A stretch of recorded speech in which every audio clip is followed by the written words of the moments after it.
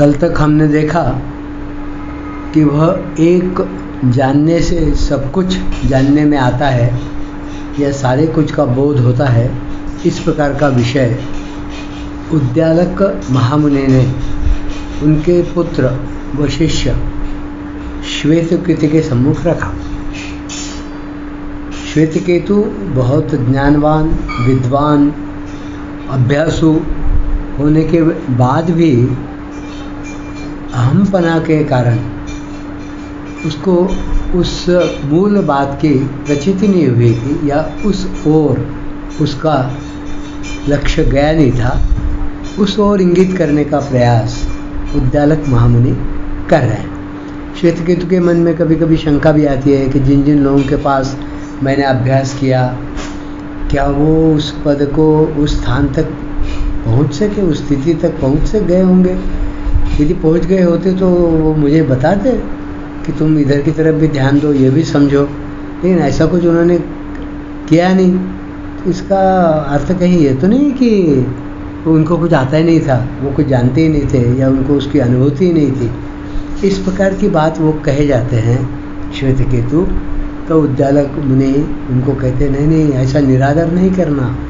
कौन किस स्थिति में है इसका आकलन करने के लिए भी अपने को उस स्थिति तक पहुंचने की आवश्यकता है, तभी वह हो सकता है। इसलिए गुरुजनों के प्रति, श्रेष्ठ जनों के प्रति, साधु संतों के प्रति या जिन्होंने विशेष कार्य अपने जीवन में किया है, ऐसे लोगों के प्रति अपने मन में कभी अविश्वास या अश्रद्धा नहीं रखनी चाहिए कि उनको वह स्थिति उपलब्ध हुई होगी या नहीं, ऐसा हमने नहीं सोचना चाहिए।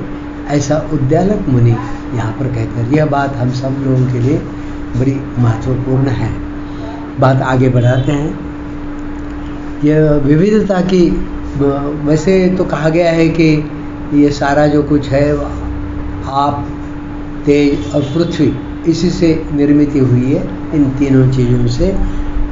इसको साधने के लिए देवराय मतलब परमात्मा, परम पिता या वह मूल तत्व, वह सत, वह एक युक्ति करते हैं, है ना, एक योजना करते हैं। वे ये जो तेजादि शक्ति त्रय है, इसका त्रिवृत्तकरण करते हैं। त्रिवृत्तकरण मतलब हर जगह पर यह तीनों को लगाते हैं, कोई कम प्रतिशत में, कोई ज़्यादा प्रतिशत में, और उससे अन्न, जल और तेज यह मिलाकर फिर धीरे धीरे यह सारा पृथ्वी का जो पसारा है यह आकार में आया, यह साकार हुआ, यह दिखाई पड़ रहा है ना। अन्न नाम से जिसकी ख्याति वह पृथ्वी ही है, और उसको मूर्त रूप में लाया कैसे, तो तेज और जल के संयोग से। तेज अर्थात शक्ति और जल, इन दोनों के संयोग से पृथ्वी का अर्थात अन्न, यहाँ संबोधन है उसका उपनिषदों में, उसका मूर्त रूप लाया। कहीं पर भी इन तीनों में एक मुख्य और दो गौण रहते हैं। एक मुख्य रहता है, दो। यदि पृथ्वी मुख्य है तो आप और तेज गौण रहेगा। यदि आप मुख्य है तो तेज और पृथ्वी गौण रहेगी। यदि तेज मुख्य है तो आप और पृथ्वी गौण रहेगी। इस प्रकार यह तीन का सारा गणित चलता है। और ये तेजादि, ये जो तीन शक्ति है, यह सारी भूत रूप से, मतलब इस संसार रूप से जो कुछ भी यहाँ दिखाई पड़ता है, यह उसके संयोग से ही उत्पन्न हुई है। इसके सहायता से ही ईश ने, मतलब उस परमात्मा ने, उस सत्य ने विविधता की निर्मिति करी।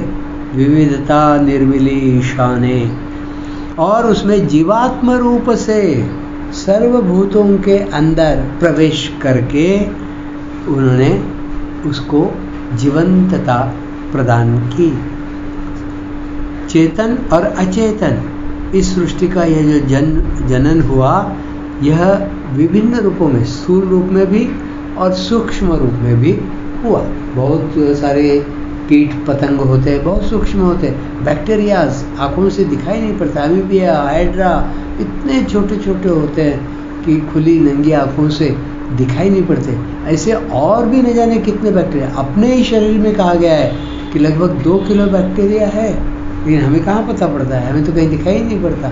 लेकिन 2 किलो प्रत्येक मनुष्य के शरीर में लगभग अंदाजन 2 किलो बैक्टीरिया का वहाँ पर वास्तव्य है, जिसका हमें पता नहीं पड़ता। तो ऐसे न जाने कितने सूक्ष्म जीव। अभी किसी ने कहा ना कि गूगल ने ये सारा डॉक्यूमेंटेशन करना शुरू किया कि जो भारतीय परंपरा में माना गया है ना 84 लाख योनियाँ, तो गूगल ने जब करना शुरू किया तो बोले 1 करोड़ तो वैसे ही हो गए, और अभी कितनी सारी स्पेसीज तो रह गई है जिनका डॉक्यूमेंटेशन होना है। तो कहने का तात्पर्य है कि इतनी सारी योनियाँ, इतने सारे जीव जंतु, इतने सारे आकार जो इस धरा पर उत्पन्न हुए हैं, यह धरा के बाहर भी, इस पृथ्वी की बात नहीं है, इस संपूर्ण समग्र ब्रह्मांड में यह इन 3 बातों से ही हुए हैं। कौन से? तेज, आप और पृथ्वी अर्थात अन्न। इन 3 चीज़ों से, आप का मतलब होता है जल, इन 3 चीज़ों से यह सब कुछ हुआ है। और इसमें जीवात्म रूप से ईश ने, उस परमात्मा ने प्रवेश किया है सारे भूतों में, उसी का प्रवेश वही है। चेतन हो या अचेतन, इस सृष्टि का जो जनन हुआ, चाहे वह स्थूल हो सूक्ष्म हो, वह सब उस ईश के कारण, उस सत्य के कारण, उस परमात्मा के कारण ही हुआ है। फिर उसके विविध रूप है, तो भिन्न भिन्न उनके नाम हैं, उनके गुण, उनके कर्म, वे भी अलग अलग है। कोई स्थावर है, कोई जंगम है, लेकिन एक जैसा एक नहीं है, एक जैसा एक नहीं। इतनी विविधता है कि हर कोई अलग है, हर कोई अलग। अरे बंदरों में ही न जाने कितनी प्रजातियाँ, हाथियों में कितनी प्रजातियाँ, सांपों की कितनी प्रजातियाँ, पक्षियों की कितनी प्रजातियाँ। कम से कम 2000 प्रजाति के पक्षी इस धरा पर, पृथ्वी पर उपस्थित है, उपलब्ध है। इतनी विविधता उसने दी है, लेकिन कौन उसके पीछे? जीवात्म रूप से उसी ने प्रवेश किया है। वही सत, वही परमात्मा सबका आधार है। अब ये सृष्टि के में जो जो कुछ दिखाई देता है, उस सब में इन तीनों के ही, मतलब तेज, आप और पृथ्वी अथवा अन्न, इन तीनों की ही सत्ता है। रूप, गुण व उनके लक्षण, कार्य आदि, यह सब नियम से ये जो दिखाई पड़ते हैं, यह सारा कुछ उसी के कारण है। इन तीनों का ही कॉम्बिनेशन है, इन तीनों का ही परम्यूटेशंस कॉम्बिनेशन से बना हुआ है। लेकिन फिर भी कुछ उदाहरण स्थूल रूप से मैं तुम्हें बताता हूँ। इस कारण हे बालक, हे बच्चे, तुम्हें यह सारा प्रपंच ध्यान में आएगा। ऐसा उद्दालक मुनि श्वेत केतु को कहते हैं। जैसे अग्नि का जो आरक्त वर्ण है, मतलब लाल रंग है, वह तेज का प्रभाव, वह तेज का परिणाम जलाचा अस्तित्वाचा, लेकिन उसका जो परिणाम है वह जल के अस्तित्व का है।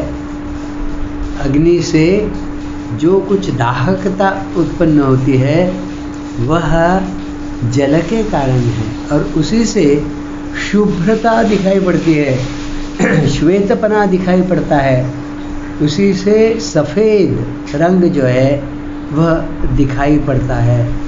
तो मुझे एक दिन ऐसे रास्ते से आ रहा था मैं मानपुर से, तो अचानक मन में विचार आया, ये श्वेत केतु नाम कैसे पड़ा होगा? क्योंकि उद्दालक मुनि उसको कह चुके हैं कि तुम अपने नाम के अनुरूप विचार करो, तुम अपने नाम के अनुरूप अपने जीवन को श्रेष्ठता दो। तुम कोई सामान्य व्यक्ति थोड़ी हो, तुम मेरे पिता आरुणि, उनके प्रपौत्र हो, तुम पुत्र, तुम नाती हो, तो तुम तो बहुत श्रेष्ठता अपने जीवन में। उन्होंने कहा श्वेत केतु को तुम अपने नाम के अनुरूप हो, ऐसा क्यों कहा? तो श्वेत, श्वेत मतलब सफ़ेद, केतु मतलब उसका पहाड़, सफ़ेद का, शुभ्रता का पहाड़, मतलब इतना निष्कलंक उसका व्यक्तित्व था, तभी तो उसका नाम श्वेत केतु। कितनी पवित्रता, कितना मंगल उसके अंदर, कितनी शुभ्रता उसके अंदर भरी। जैसे बर्फाच्छादित कोई पहाड़ दिखाई पड़ता है, दूर से दिखाई पड़ता है, कितना आकर्षक, कितना अच्छा, कितनी शांति, कितना मन को सुहावना लगता है। तो श्वेत केतु, वह श्वेत का केतु है, श्वेत का पहाड़ है। ऐसा श्वेत केतु, उसको संबोधित कर ऋषिवर यह सारी बातें कह रहे हैं। तो शुभ्रता जो है वह जल का परिणाम, आरक्त वर्ण जो है अग्नि का, वह तेज का प्रभाव है।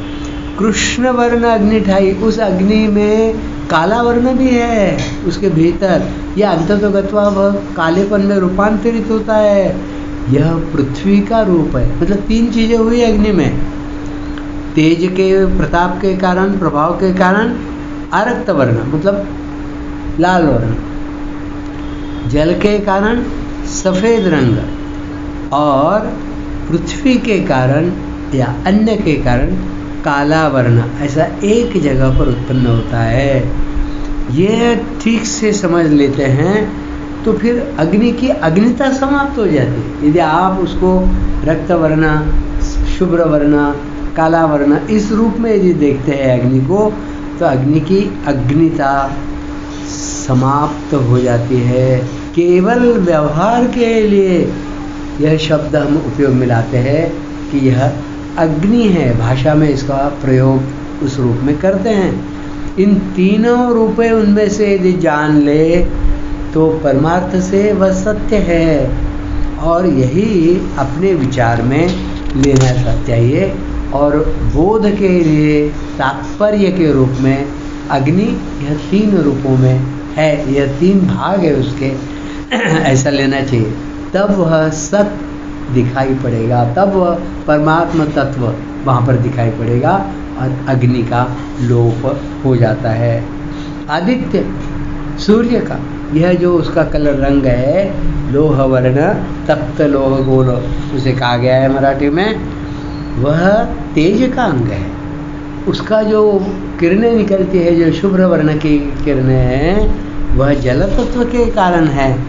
और जो आकाश में जो काला रंग है, वह कृष्णता, वह पृथ्वी का भाग है। ऐसा तीन भागों का मिलकर कोई एक चीज बनती है। आप देखो कि सूर्य का भिन्नपन अब तुम्हें कहाँ दिखाई पड़ेगा? आदित्य यह तो कहते हैं, लेकिन यह तीन तत्व ही उसमें सत्यता लिए हुए, इनके कारण ही वह बना हुआ है। चंद्रमा वह विद्युल्लता मतलब बीज, बिजली, इनकी ही यही स्थिति है। आरक्त, शुक्ल और कृष्णता। आरक्त लाल वर्ण, शुक्ल सफ़ेद रंग और कृष्णता काला रंग। यह तेज, आप और पृथ्वी इन्हीं के कारण है। ऐसा समझ लेना चाहिए, उसका बोध लेना चाहिए। स्वभाव से ही चंद्र व बिजली, इनको अपना कोई स्वरूप नहीं है। यह समझ लो, यह इन तीनों के कारण उसकी उत्पत्ति है और वह तुरंत ही समाप्त भी हो जाती है। उनको अपना कुछ अस्तित्व नाम से चीज नहीं है। उसका रूप अत्यंत तेजस्वी हो जाता है, जैसे बिजली का या आदित्य का या अग्नि का या चंद्रमा का अत्यंत तेजस्वी दिखाई पड़ता है। इसलिए ये उदाहरण मैंने तुम्हारे सामने रखे। और उनके जो उपलक्षण हैं, या आप मतलब तेज, आप और पृथ्वी, इन तीनों से, इन तीनों के जोड़ से ही इनकी निर्मित हुई है, ऐसा जान। यह सुनते ही श्वेतकेतु कहते हैं, बाबा यह जगत उत्पत्ति यही ऐसी ही है क्या? ऐसा आप जो कह रहे हो, तो फिर पंचीकरण की क्या स्थिति है? यह तुमने पूछा नहीं। ऐसा उद्दालक मुनि श्वेतकेतु को कहते हैं। आकाश और वायु ये दो आयाम रह जाते हैं, यह दो भूत हैं। यह वेदों को यह मान्य ही है कि बिना आकाश के यह सब कुछ हो ही नहीं सकता है निर्मिति, और वायु भी उसका कारक है। लेकिन यह तुमने पहले भी अभ्यास में लाया है, तुमने देखा है कि इनका भी बहुत महत्वपूर्ण इनकी भूमिका है। लेकिन आकाश और वायु यह उद्भूत या निर्मित के कारण नहीं है। इसलिए उद्भूत रूपता जो दिखाई पड़ता है, इसमें आकाश और वायु का बहुत बड़ा योगदान नहीं है, इसलिए मैंने उनका नाम लिया। वो तो कारण तो है ही, वो भी बहुत महत्वपूर्ण है, लेकिन निर्मित में उनका योगदान केवल इसीलिए, इस हेतु से मैंने उनका नाम नहीं लिया, ऐसा उद्दालक मुनि कहते हैं। लेकिन फिर भी यह सारा जगत यह त्रिवृत कृत है, इन तीनों से मिलकर ही अग्नि सूर्यादि पदार्थों में सत्य जो है वास्तव में वह सही अर्थ से देखा जाए तो तेज ही है। इस प्रकार क्रम से विचार करते हुए इस जगत को, निर्मिति का, इस जगत के कारण को हम देख सकते हैं। लेकिन इसको भी कोई वास्तव में बहुत यथार्थता नहीं है। पृथ्वी, जल, तेज, यह तो केवल भाषा ही है। फिर भी तो पृथ्वी के लिए कारण जल, और तेज जल को निर्मित करता है, और अद्वय सत यह केवल कारण है तेज। लेकिन तेज से यदि आप निर्मित होता है और आप से पृथ्वी होती है, लेकिन तेज की निर्मिति का कारण क्या है? तो वह सत, वह परमपिता परमात्मा, वही अद्वय, वही सत उसका मूल कारण है। इस उत्पत्ति क्रम के कारण ये भी शब्द है, ये जो दिखाई पड़ता है, ये जो भाषा में बोला जा रहा है, ये भी शब्द है। लेकिन इसके पीछे क्या है? तो केवल सत्यत्व। अंत में यदि इसके पीछे जाए पृथ्वी, आप, तेज, और उसके पीछे वह सत, तो उसके पीछे जो है वह सत्यत्व ही अंतिम सत्य है। उसी के कारण यह निर्मिति है। तीव्रतकरण व पंचीकरण स्थिति दोनों की है समान। केवल जगत में केवल बताने के लिए भाषा का प्रयोग किया जाता है, क्योंकि सत्यता को बताया नहीं जा सकता, लेकिन बताने के लिए शब्दों का प्रयोग करना पड़ता है। बस इतना ही समझ। लेकिन इन सब के पीछे समझ के चलो कि वह सत्य सत्य ही है, वह परमात्मा तत्व ही, उसी को, वही उपादान कारण है, उसी को मान कि यह जगत का उत्पत्ति का कारण है, और इसलिए उसी का महत्व है। बाकी सब बातें महत्वपूर्ण हैं, लेकिन उनको निर्मित करने वाला वह सत्य, वह सर्वाधिक महत्वपूर्ण है।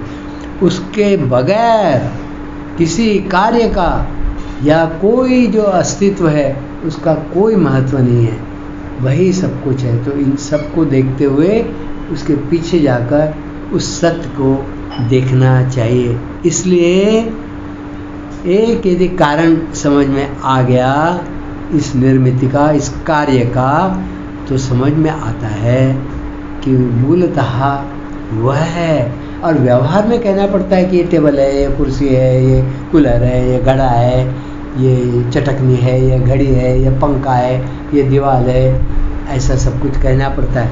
लेकिन इन सब के पीछे वही एक सत्य, जिसके द्वारा या जिसकी अभिव्यक्ति इस रूप में हुई है, तो उस एक को समझ लो तो यह सारा को समझेगा। अन्यथा एक एक समझते बैठो तो ऐसे न जाने कितने जीवन लग जाएंगे।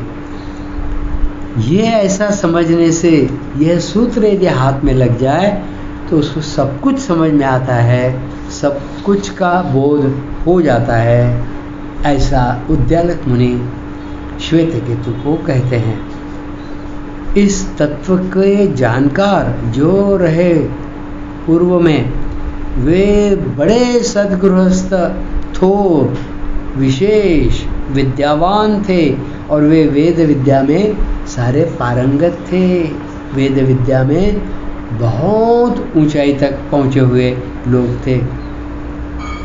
वे अपने छाती पर हाथ रखकर कह सकते थे, बिल्कुल निश्चित रूप से कह सकते थे या कह सकते हैं, अपने कुल में भी ऐसा कोई नहीं पैदा हुआ कि जो अजानता रहा, जिसको इन बातों का कोई संदर्भ नहीं रहा या जानकारी नहीं रही।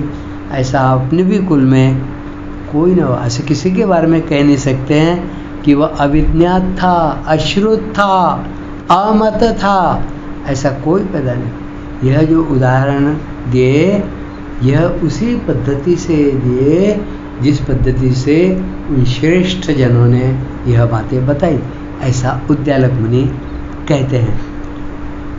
यह कारण यदि हमारी समझ में आता है, जैसे आरक्त वह सब तेज के कारण, जो सफ़ेद है वह उस जल तत्व के कारण, और यह जो पृथ्वी है यह भूतों की निर्मिति, भूत मतलब ये जो प्राणी मात्र है उनकी, और वह कृष्ण वर्णता यह पदार्थों की, यह जो है यह पृथ्वी की। इस प्रकार ज्ञान की प्राप्ति होती है, इस सब के पीछे का ज्ञान प्राप्त होता है। केवल व्यवहार के लिए भेद रहता है, लेकिन परमार्थ में सारे अभेद हो जाते हैं। ये जो संसार में, ब्रह्मांड में, इस भूतल पर या अन्य किसी ग्रह पर भी जो भी कुछ वस्तु या ग्रह साक्षात भी प्रत्यक्ष में ले जाए तो भी उनके पीछे वही तत्व है, वही सत्य है, वही सत्य है, वही परमात्मा तत्व है जिसके कारण यह निर्मिति है। ऐसा अभेद यह परमार्थ का विषय लेते हुए मन में रखना चाहिए।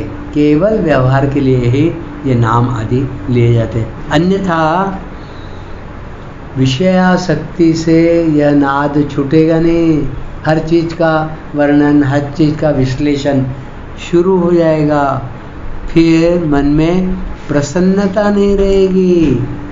और यह ऐसा विचार करके कि इसके पीछे वही एक सत्य है, वही एक परमात्मा तत्व है, तो फिर मन में शांति आएगी, प्रसन्नता आएगी, चित्त में समाधान बसने लगेगा, और व्यवहार में भी तुम आनंद मूर्ति बन जाओगे, और तुम्हारे व्यवहार में और बर्ताव करने में भी यह बातें दृष्टिगोचर होने लगेगी, दिखाई देने लगेगी। ऐसा उद्दालक मुनि श्वेतकेतु को कहते हैं।